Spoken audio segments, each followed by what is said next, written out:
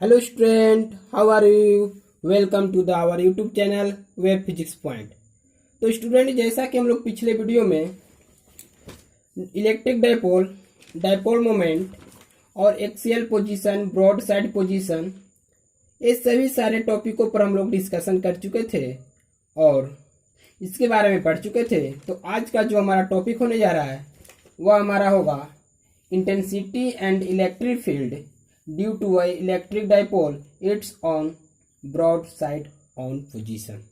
ठीक है, तो जैसा कि हम लोग पिछले वीडियो में पढ़ चुके हैं और आज जो हम लोग पढ़ने वाले हैं उस टॉपिक के ऊपर कवर करेंगे और जो हम लोग का फार्मूला जनरेट होगा उस पर कुछ न्यूमेरिकल को सॉल्व करने का प्रयास करेंगे। तो ठीक है, आई होप, आशा करते हैं कि आप लोग अभी तक हमारे चैनल को सब्सक्राइब कर चुके होंगे और अगर नहीं किए हैं तो हमारे वेब फिजिक्स पॉइंट को सब्सक्राइब कर देना है, बेल आइकन को टच कर देना है ताकि जैसे ही हम वीडियो अपलोड करें आप लोगों तक पहुंच जाए। तो चलिए, हमारा जो टॉपिक होने जा रहा है उसको लिखते हैं। तो जैसा कि आप लोग स्क्रीन पर देख पा रहे हैं, हम उस टॉपिक को राइट डाउन कर चुके हैं और अब हम लोग क्या करेंगे कि इसको एक्सप्लेन करने का प्रयास करेंगे। यह जो हमारे टॉपिक होने जा रहा है यह फार्मूला हमारे लिए बहुत ही इंपॉर्टेंट होगा और इस पर न्यूमेरिकल जो सॉल्व करेंगे वो आपके भविष्य में बहुत ही उपयोगी होने जा रहा है। अगर मान लीजिए आप अपने भविष्य में NIT, IIT या किसी एग्जाम प्रिपेयर्स की तैयारी करते हैं तो वहाँ पर आपको बहुत ही हेल्पफुल होगा। तो चलिए ठीक है, पहले एक बार हम टॉपिक को रीडिंग करते हैं, उसके बाद आगे बढ़ते हैं। तो जैसा कि हमारा टॉपिक आ रहा है कि इंटेंसिटी एंड इलेक्ट्रिक फील्ड, क्या चीज का रहा है? Intensity and electric field due to a electric dipole it's on broad side position.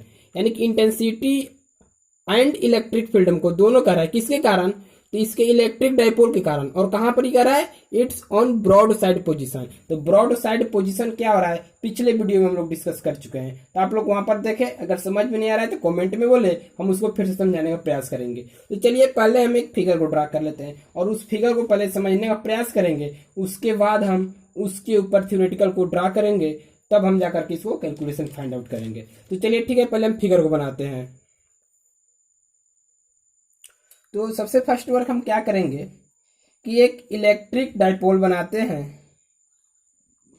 तो जैसा कि इलेक्ट्रिक डायपोल हम आप लोग को बार बार समझा चुके हैं क्या होता है इलेक्ट्रिक डायपोल। इलेक्ट्रिक डायपोल यही होता है कि इसमें दो अपोजिट चार्जेज होते हैं और दोनों चार्जेज जो होते हैं सेम होते हैं, यानी -Q तो एक होगा +Q। इसको नेमिंग कर लेते हैं, A मान ले रहे हैं, इसको B मान ले रहे हैं, कोई दिक्कत। और एक हमारा मिड पॉइंट O हो जाता है। ठीक है, और क्या बतलाए थे कि दोनों चार्जेज के बीच जो सेपरेशन होता है वो 2L का होता है। और इसको अगर हम अलग अलग बोल दे तो इसके बीच की दूरी L होता है मिड पॉइंट से और इधर का दूरी L होता है मिड पॉइंट से। कोई दिक्कत? आप लोगों को प्रॉब्लम नहीं होना चाहिए, हम जहां तक फिगर को ड्रा किए हैं। तो ठीक है, चलिए और क्या करेंगे। यह कह रहा है कि इलेक्ट्रिक फील्ड और इंटेंसिटी दोनों के कारण होना चाहिए। यहां तक फिगर में कोई प्रॉब्लम आप लोग को नहीं होना चाहिए।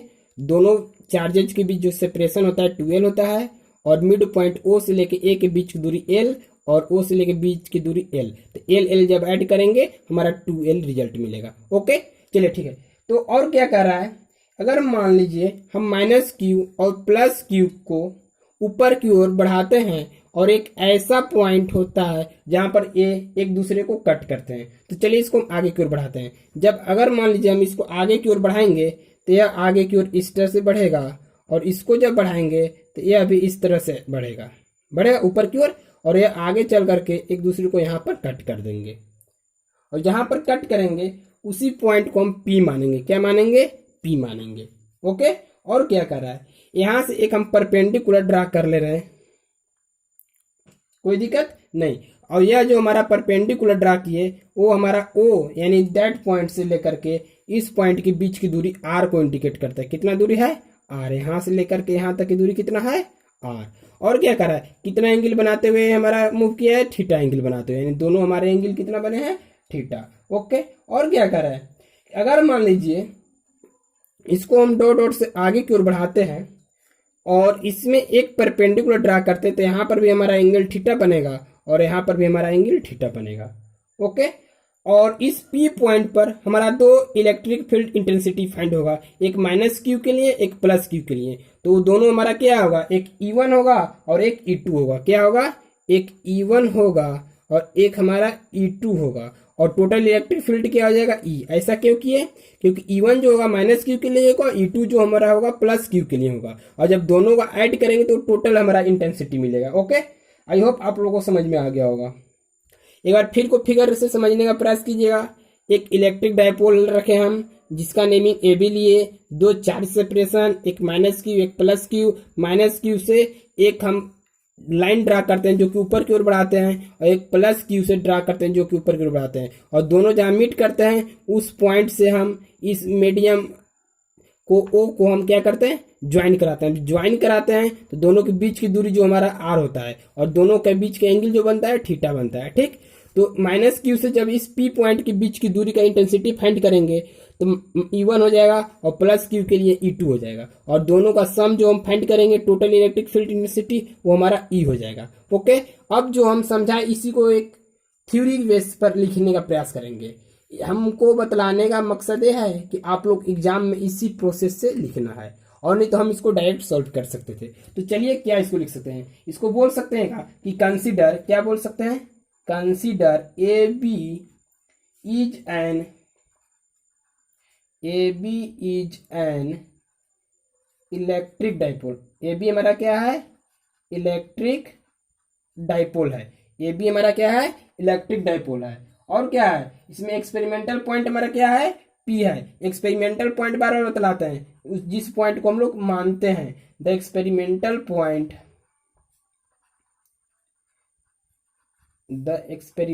Point P, okay, is placed at कहां पर रखा हुआ है, डिस्टेंस R, यानी जो हमारा एक्सपेरिमेंटल पॉइंट P है वह डिस्टेंस R पर रखा हुआ है। कहां डिस्टेंस से, इलेक्ट्रिक डायपोल से। ठीक ना, यहां तक समझ आ गया। फ्रॉम पॉइंट O, फिर क्या करें, इसके बाद लिख सकते हैं कि now intensity of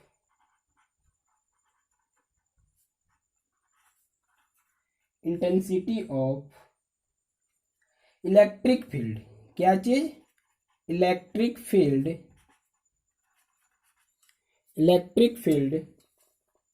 E1 and E2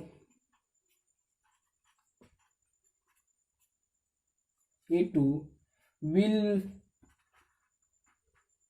be that point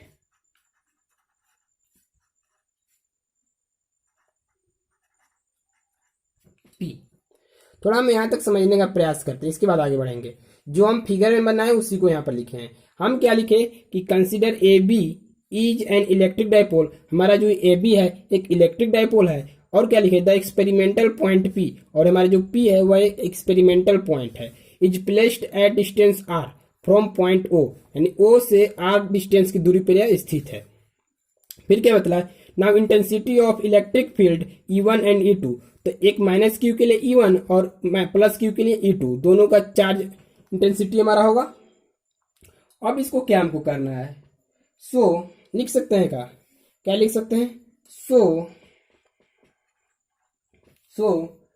triangle PAO is equal to PBO। अब देखेंगे ट्राइंगल PAO, तो ट्राइंगल PAO यानी इस ट्राइंगल और इस ट्राइंगल को देखेंगे, दोनों ट्राइंगल हमारा क्या होगा, इक्वल होगा, कंग्रुएंस होगा। ऐसा क्यों, क्योंकि दोनों माइनस क्यू एक प्लस क्यू से हम लाइन को थीटा एंगल पर झुकाव करते हुए उसको ऊपर की ओर बढ़ाते हैं, और एक ऐसा समय आता है कि वो एक दूसरे को कट करते हैं, और जिस पॉइंट पर कट करते हैं उसी पॉइंट को हम लोग P मानते हैं, और P से O के बीच की दूरी R है। That means it's prove that कि यह दोनों एंगल का जो झुकाव है इक्वल है, और जहां पर एंगल का झुकाव इक्वल होता है तो वो हमारा जो त्रिभुज होता है इक्वल होता है। ठीक है, फिर क्या कर रहा है कि triangle PAO equal to triangle PBO, यानी PAO बराबर PBO होगा, कोई दिक्कत। और इसको क्या लिख सकते हैं, तो इस तरह से हम लिख सकते हैं, यह एक हमारा राइट एंगल बन रहा है, राइट एंगल ट्रायंगल बन रहा है। और राइट एंगल ट्रायंगल क्या होता है, फ्रॉम पाइथागोरस थ्योरम, यानी कि जो हमारा हाइपोटेनस का स्क्वायर होता है वो हमारे परपेंडिकुलर का स्क्वायर और बेस के स्क्वायर के सम के इक्वल होता है। तो चलिए इसको हम लिख लेते हैं, क्या लिख सकते हैं, PA square is equal to PO का स्क्वायर प्लस AO का स्क्वायर लिख सकते हैं। ध्यान से देखिए इसको, और क्या इसको लिख सकते हैं, लिख सकते हैं PA का square is equal to PO का वैल्यू कितना है, R का स्क्वायर, AO का स्क्वायर क्या कितना है, R का स्क्वायर लिख सकते हैं। और क्या लिख सकते हैं, ओ L है ना, सॉरी L क्या हुआ, L का स्क्वायर, इसलिए PA is equal to root under R का स्क्वायर प्लस L का स्क्वायर, कोई प्रॉब्लम। और क्या लिख सकते हैं, तो हमारा PA इक्वल टू दिस मिल गया। आप लोगों को थोड़ा समझ में यहाँ प्रॉब्लम हो रहा है कि सर वैल्यू कहाँ से ले आने, PO क्या कर रहा है, PO, चलिए फिगर को देखते हैं, PO P से लेके O, इन O है हमारा O, दैट मीन्स करने मतलब कि हमारा O जो पॉइंट है यहाँ तक है, ये जो है टोटल एक्सियल पोजीशन है, यानी यहाँ तक बीच की दूरी R, तो PO की जगह पर R स्क्वायर रख दिए, PO की जगह पर क्या रख दिए, R स्क्वायर। अब L स्क्वायर कह रहा है AO का स्क्वायर, तो A से O के बीच की दूरी कितना है L, तो L का स्क्वायर रख दिए, कोई दिक्कत नहीं, यानी PA इक्वल टू दिस मिल गया। और क्या लिख सकते हैं, लिख सकते हैं intensity of electric field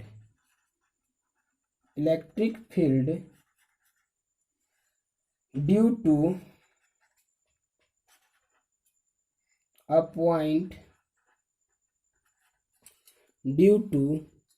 point charges minus q at point P is. तो हम तो इलेक्ट्रिक फील्ड इंटेंसिटी फाइंड करने पिछले वीडियो में भी बतला दिए थे कि कैसे फाइंड किया जाता है। इलेक्ट्रिक फील्ड इंटेंसिटी का फॉर्मूला हमारा यही होता है, क्या होता है, E इज इक्वल टू, तो उसको थोड़ा हम ब्रैकेट में समझाने का प्रयास कर रहे हैं, समझ लीजिए थोड़ा सा फॉर्मूला क्या होता है, बार बार बतला चुके हैं। E इज इक्वल टू होता है 1/4πε0 इंटू Q/R स्क्वायर, ओके। तो हमारा माइनस क्यू के लिए कर रहा है, तो यहाँ पर वैल्यू माइनस क्यू हो जाएगा, R स्क्वायर, तो R दोनों के बीच की दूरी कितना है, दोनों के बीच की दूरी कितना, अभी तो हम फाइंड कर रहे हैं PA, यानी PA P से लेके A के बीच की दूरी हमारा क्या आया है, R का स्क्वायर प्लस L का स्क्वायर, तो डिस्टेंस की जगह पर ये हमारा वैल्यू पुट हो जाएगा। चलिए वैल्यू को रखते हैं, तो क्या लिख सकते हैं, E इज इक्वल टू 1/4πε0, कोई दिक्कत नहीं। और क्या था, माइनस क्यू के लिए कर रहा था माइनस क्यू, और R स्क्वायर की जगह पर दिस वैल्यू हो जाएगा, क्यों, क्योंकि PA ही तो उसका डिस्टेंस है, तो लिख सकते हैं R का स्क्वायर प्लस L का स्क्वायर का रूट अंडर, कोई दिक्कत है तो बोलिए नहीं। और इसको क्या लिख सकते हैं,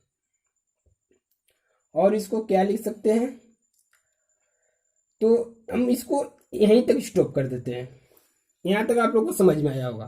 फिर क्या करेंगे, प्लस क्यू चार्ज के लिए चलेंगे, तो प्लस क्यू चार्ज में भी सेम होगा, क्यों, क्योंकि दोनों के बीच की दूरी तो इक्वल है, जो हमारा PA की दूरी होगा वही PQ का होगा, यानी प्लस के लिए भी सेम होगा वही, कोई दिक्कत, अगर कोई दिक्कत है तो बोलिए, यहां तक आप लोगों को कोई प्रॉब्लम नहीं होना चाहिए। इसको और हम मॉडिफाई कर सकते हैं, क्या कर सकते हैं देखिएगा, लिख सकते हैं का E is equal to 1/4πε0, R square formula में होता है, इसका R स्क्वायर हो जाएगा, जब R स्क्वायर हो जाएगा तो रूट और स्क्वायर दोनों कैंसिल हो जाएगा, तो क्या हो जाएगा, -Q/R का स्क्वायर प्लस L का स्क्वायर बचेगा, कोई दिक्कत नहीं, क्योंकि रूट से और स्क्वायर दोनों कैंसिल हो गया। फिर इसी तरह से हम प्लस क्यू चार्ज के लिए निकालेंगे, किस चार्ज के लिए निकालेंगे, प्लस क्यू चार्ज के लिए, चलिए निकालते हैं उसको। तो लिखेंगे electric field intensity due to a plus Q charges at point P, यानी प्लस क्यू चार्ज के लिए सब वैल्यू सेम रहेगा, प्लस माइनस क्यू की जगह पर यहाँ पर क्या हो जाएगा प्लस क्यू। तो लिख सकते हैं E2 इज इक्वल टू, उसको E1 मान लेंगे, जो बैक में बताया था उसको E1 मानेंगे। तो क्या लिख सकते हैं 1/4πε0, और क्यू की जगह पर प्लस चार्ज क्यू चार्ज हो जाएगा क्योंकि प्लस क्यू लिए हैं, और डिस्टेंस दोनों के लिए क्या हो जाएगा सेम, यानी कि क्या लिख सकते हैं इसको r का स्क्वायर प्लस l का स्क्वायर का रूट का होल स्क्वायर। इसको और क्या अरेंज कर सकते हैं E2 is equal to 1/4πε0, Q का क्यू हो जाएगा, रूट स्क्वायर कैंसिल, तो क्या यहाँ पर बच जाएगा हमारा r square plus l square. कोई दिक्कत यहाँ तक नहीं। चलिए, तो हमारा यहाँ तक जो कैलकुलेशन था, इंटेंसिटी पॉइंट P पर E1 और E2 दोनों निकल चुका है। अब हमको क्या करना है, यहाँ से टोटल इलेक्ट्रिक फील्ड इंटेंसिटी हम फाइंड कर सकते हैं। तो चलिए उसको लिखते हैं, क्या लिख सकते हैं if E1 vector and E2 vector is cancel out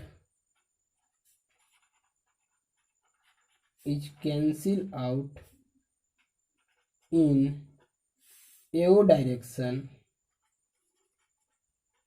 then its component will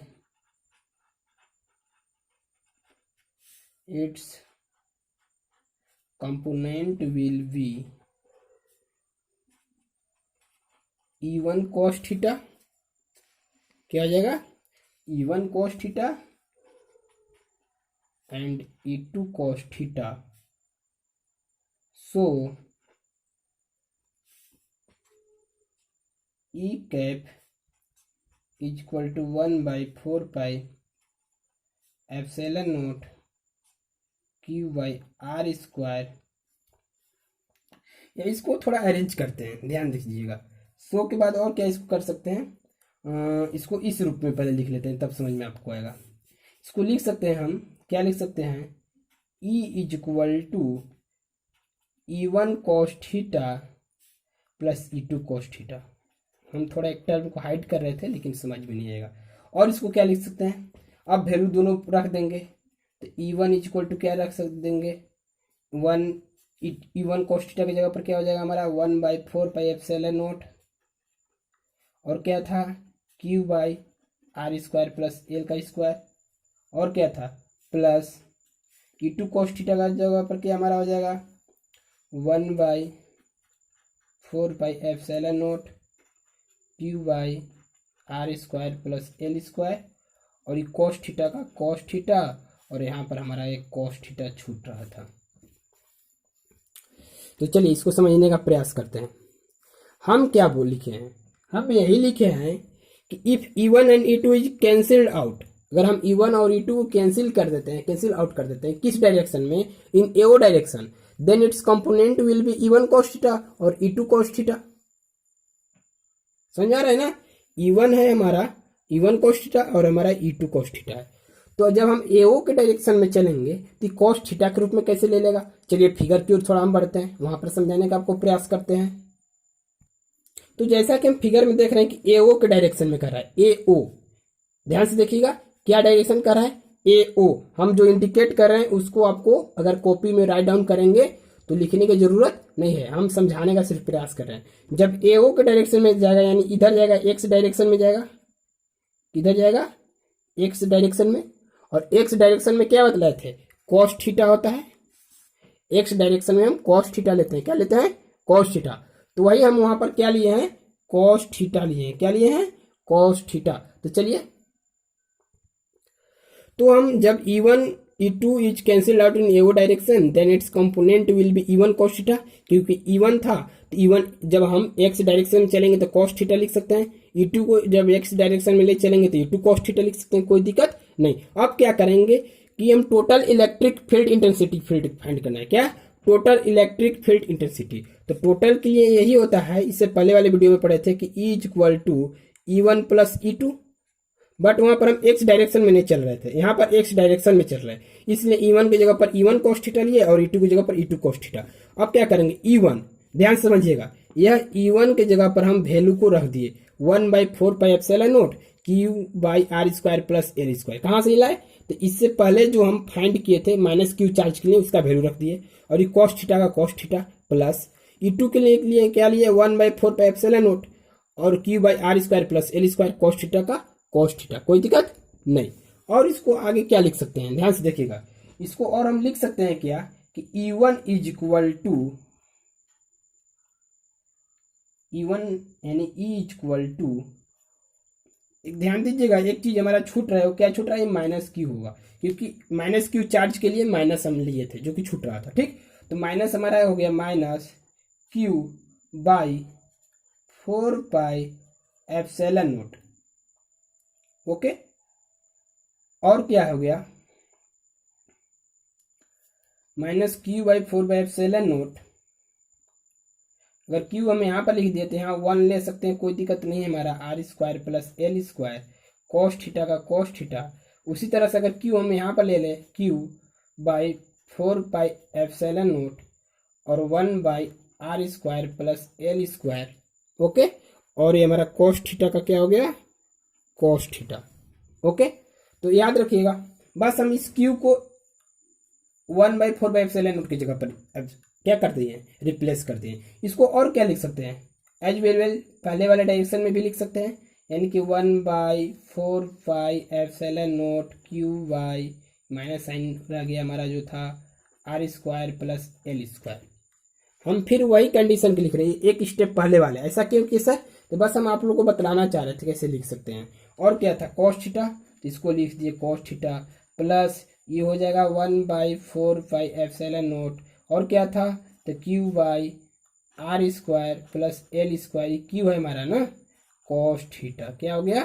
cos theta. Okay, और इसको क्या लिख सकते हैं? तो अब बार बार हम इसको कॉमन निकाल रहे हैं, हम लोग को इजी पड़ेगा। क्या करेंगे? कॉमन ले लेंगे। तो चलिए कॉमन लेते हैं। कैसे कॉमन ले सकते हैं इसको? तो अगर मान लीजिए हम यहाँ से कॉमन 1/4πε0 है Q/r² प्लस L²। ध्यान से दीजिएगा, यह जो वैल्यू है वही सेम वैल्यू यहाँ पर भी है। दोनों को बाहर निकालेंगे तो क्या हो जाएगा? 1/4πε0 Q/r² प्लस L²। और क्या था? साइन था हमारा माइनस, माइनस बाहर आ गया। अब क्या बच गया? Cos theta plus cos theta. इसको क्या लिख सकते हैं? 2 cos थीटा लिख सकते हैं। चलिए, और इसको क्या लिख सकते हैं? तो इसको और हम लिख सकते हैं, क्या बोल सकते हैं? From figure in PAO। क्या बोल सकते हैं? From figure in PAO। तो PAO में अगर चलेंगे तो लिख सकते हैं cos थीटा बराबर PA, लिख सकते हैं ऐसा का। तो हम लोग को इसको समझने के लिए बैक फिगर में चलना पड़ेगा। चलिए फिगर में बढ़ते हैं। क्या फिगर था? ध्यान दीजिएगा, कॉस थीटा बराबर लिए हैं, तो कॉस थीटा बराबर रिलेशन क्या होता है? बतला सकता है कोई? कॉस थीटा बराबर रिलेशन क्या होता है? Base upon hypotenuse. चलिए फिगर में चलते हैं। तो जैसा कि हम फिगर को देख पा रहे हैं, कॉस थीटा बराबर, तो कॉस थीटा बराबर क्या लिख सकते हैं? PA अपॉन क्या लिख सकते हैं?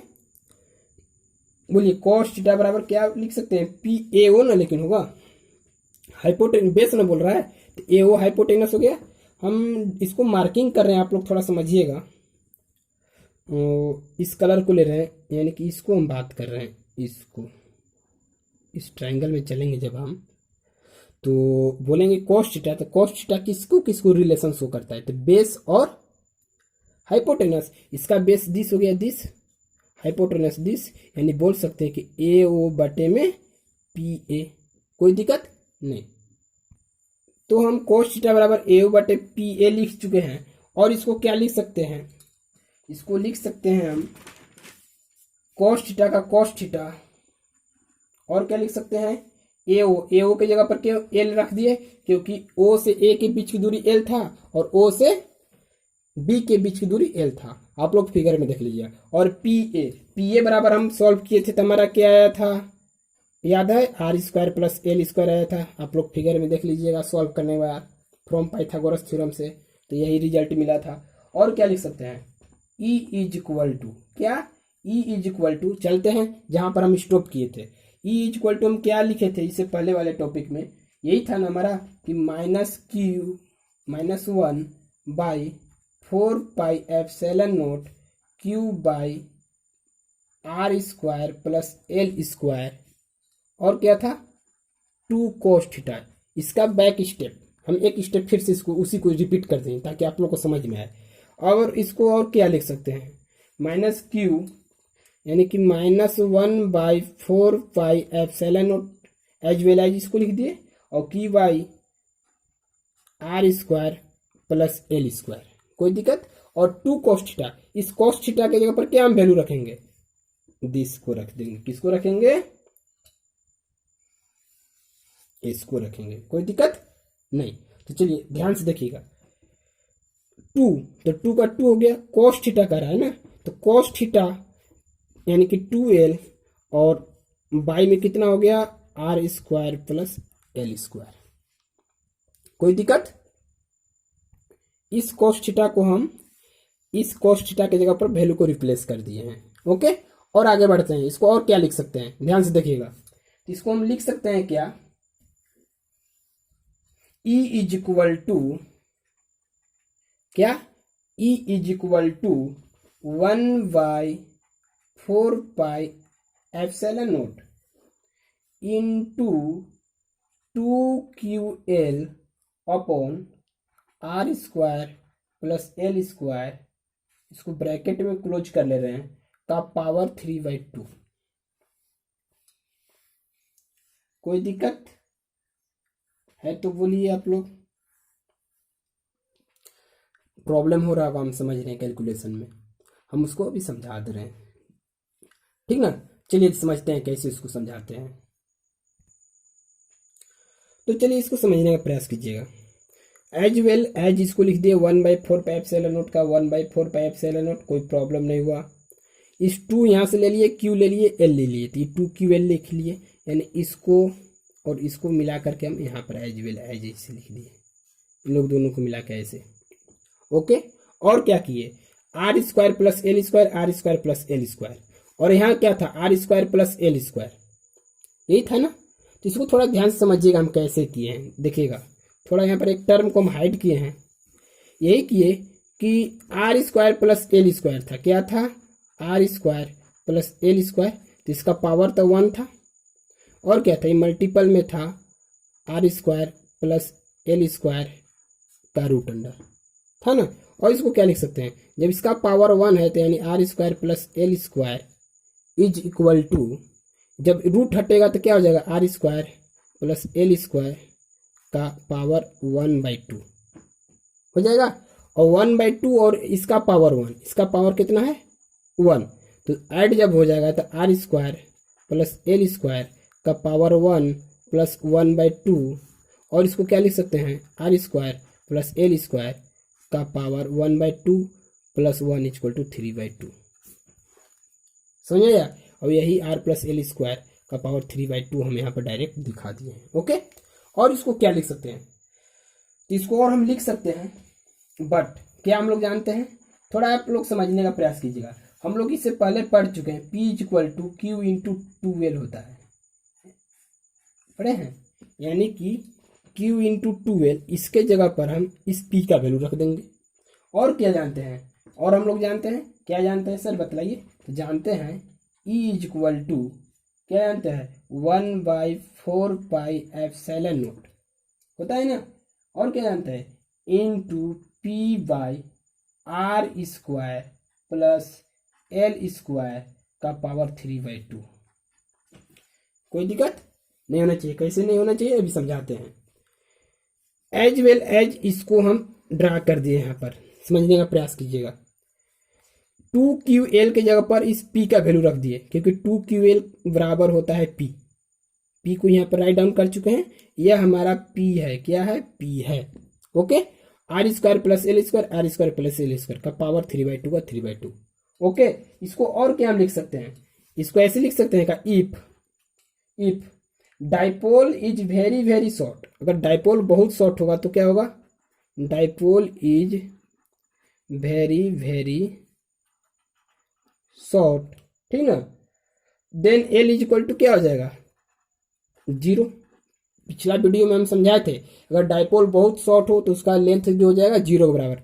तो कैसे होगा उसको फिर समझिए। मान लीजिए कि यही हमारा डाइपोल है, दोनों के बीच की दूरी 2l होता है, माइनस की अगर है तो ये प्लस की हो जाएगा। अगर मान लीजिए इसी डाइपोल को हम बहुत छोटा बना रहे हैं, कितना बहुत छोटा, तो इसका एक ऐसा कंडीशन आएगा जो लेंथ होगा एल बराबर क्या हो जाएगा, 0। तो जब एल बराबर 0 आएगा दैट मीन्स जहां जहां एल है वहां हम एल का वैल्यू क्या रखेंगे, 0। तो चलिए जहां जहां एल है वहां पर हम एल का वैल्यू 0 रखेंगे। तो कैसे रखेंगे उसको समझिए। ई का ई हो गया 1/4 का 1/4 लिख सकते हैं। पी का पी लिख दिए, आर स्क्वायर क्या है, आर स्क्वायर। तो आर स्क्वायर जब लिखेंगे तो आर के पावर 2 और ये 3/2 हम अलग अलग तोड़ दे रहे हैं, 3/2 हो जाएगा। ठीक, एल स्क्वायर यानी एल स्क्वायर इंटू 3/2। ऐसा क्यों किए, एल का स्क्वायर था प्लस में था प्लस कर दिए और 3/2 का 3/2। बट थोड़ा और समझने का प्रयास कीजिएगा ऐसा हम क्यों किए हैं। ई इक्वल टू लिख सकते हैं 1/4 और P का P हो गया R, 2 से E2 कैंसिल तो R का पावर Q बच गया। और L का वैल्यू जब हम क्या रखेंगे, 0। क्या रखेंगे, 0। ये वाला 0 जब रखेंगे तो 0 का स्क्वायर का 3/2 यानी टोटल कटकुट के हमारा 0 हो जाएगा। क्या हो जाएगा टोटल कटकुट के 0। इसको और क्या लिख सकते हैं, दैट मीन्स आवर आंसर जो होगा क्या होगा, लिख सकते हैं इसी को E is equal to 1/4 into P/RQ।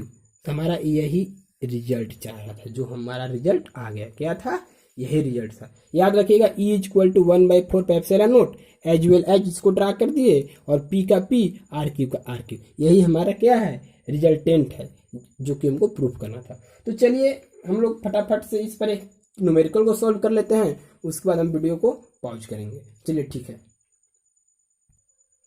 तो जैसा कि हम क्वेश्चन राइट डाउन कर चुके हैं, उस क्वेश्चन को एक बार समझते हैं और इसको बनाने का प्रयास करेंगे। बहुत ही इजी कैलकुलेशन होने जा रहा है, आप लोगों को कोई भी टेंशन लेने की बात नहीं है। जिससे कह रहा है कि -5 microcoulomb and +5 microcoulomb charge separate from length 50 metre, calculate the intensity of electric field at the point P from distance 100 metre from origin.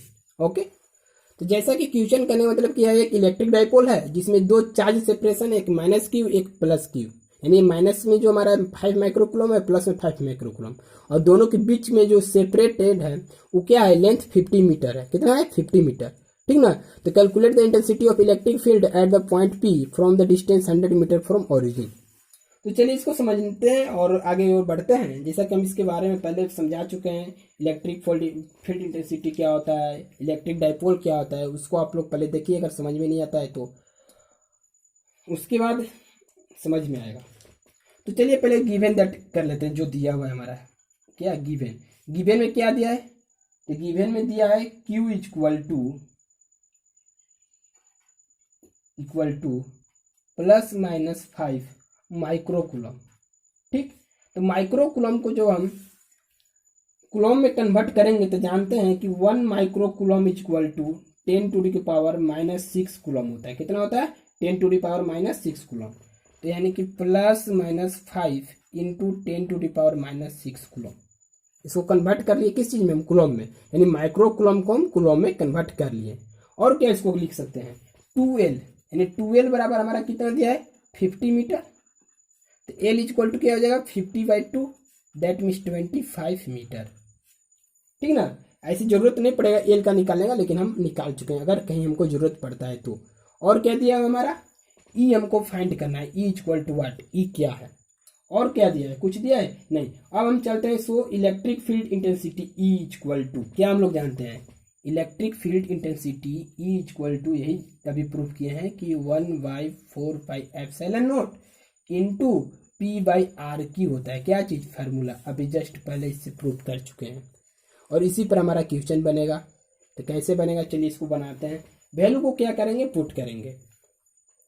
तो याद रखिएगा कैसे देखते हैं, E इसका जो वैल्यू होता है, हम कूलम्स लॉ में बतलाए हैं, आप लोग देख लीजिएगा, 9 × 10⁻⁹ होता है इस 1/4 का। और क्या होता है into P, P by R का पावर क्यू, यानी पी की जगह पर हम क्या लिख सकते हैं क्यू इंटू 12, यानी P equal to Q into 12 लिख सकते हैं। फॉर्मूला होता है P equal to Q into 12। Okay, इस पी की जगह पर क्यू इंटू 12 लिख लिए, आर क्यू का आर क्यू हो गया, कोई दिक्कत। अब क्या करेंगे वैल्यू को सॉल्व पुट करेंगे और उसको सॉल्व कर देंगे। तो ई इक्वल टू लिख सकते हैं 9 into 10 to the power 9 into Q का मान हमारा कितना है, चार्ज का मान कोई बतला सकता है, बोलिए कितना है 2L। पहले 2L का वैल्यू हम रख लेते हैं। 2L कहाँ है हमारा, देखिएगा ध्यान से। तो 2L बराबर अभी बतलाए थे हमारा कितना दिया हुआ है 50 दिया हुआ है ना 50। और क्या दिया हुआ है हमारा 2L का मान हमारा 50 हो गया। चार्ज, चार्ज का मान क्या था 5 into 10 to the power -6 by, और क्या था R, यानी डिस्टेंस कितने दूरी पर है तो 100, डिस्टेंस हमारा 100 ना है, कितना 100 का पावर क्या हो जाएगा Q। और क्या कर सकते हैं, इसको लिख सकते हैं का, जब हम 9, 50 और 5 इसको मल्टीपल करेंगे, किसको 9, 50 और 5 को, तो हमारा कितना आएगा, यानी 5 5 जा 5 5 जा, इसको चलिए एक बार और स्टेप कर लेते हैं। 9 इंटू 10 टू द पावर 9 लिख दिए। इस 50 को क्या लिख सकते हैं 5 into 10 to the 10 into 5 into 10 to the power -6 upon 100 का पावर दिस। कोई दिक्कत यहाँ तक नहीं। और इसको क्या लिख सकते हैं, इसको लिख सकते हैं का ई इक्वल टू, ध्यान से देखिएगा, जब इसको हम मल्टीप्लाई करेंगे तो सॉल्व कीजिए, 5 5 जा 25 और 25 9 जा कितना हो जाएगा 25 9 जा। तो यहाँ तक कोई दिक्कत नहीं होगा। चलिए हम इसको सॉल्व करते हैं।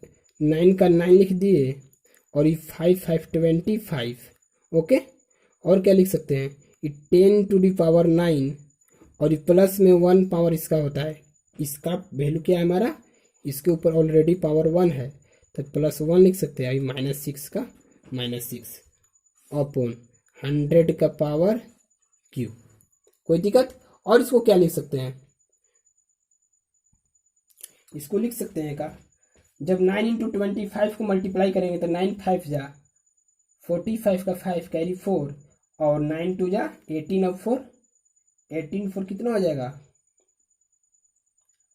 22। ओके,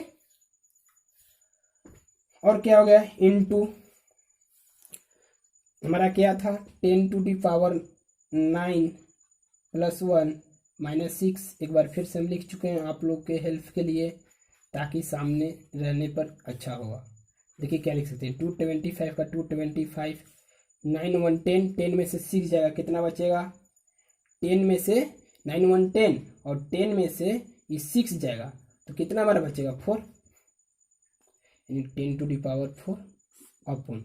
अब इसको और क्या लिख सकते हैं 100 का पावर 3 है, यानी इसको क्या हम लिख सकते हैं 1 2 3 4 5 6 0 हो जाएगा। ऐसा क्यों किए, क्योंकि जब इसको हम 3 टाइम्स मल्टीपल करेंगे तो 10 हो जाएगा। ओके, और इसको क्या लिख सकते हैं, ध्यान से देखिएगा 225 का 225 इंटू 10 टू दी पावर 4 2 4 6, यानी इंटू 10 टू दी पावर -6 होगा। और क्या लिख सकते हैं 225 इंटू -6 में से 4 जाएगा तब क्या बच जाएगा -10 टू दी पावर 2। ओके, और इसको क्या लिख सकते हैं 225, इसको जब हम बट्टा में लाएंगे तो 100 हो जाएगा, डबल जीरो कैंसिल, यहाँ पर पॉइंट, यानी 2.25 न्यूटन पर कूलम। ओके, और दैट इज आवर आंसर।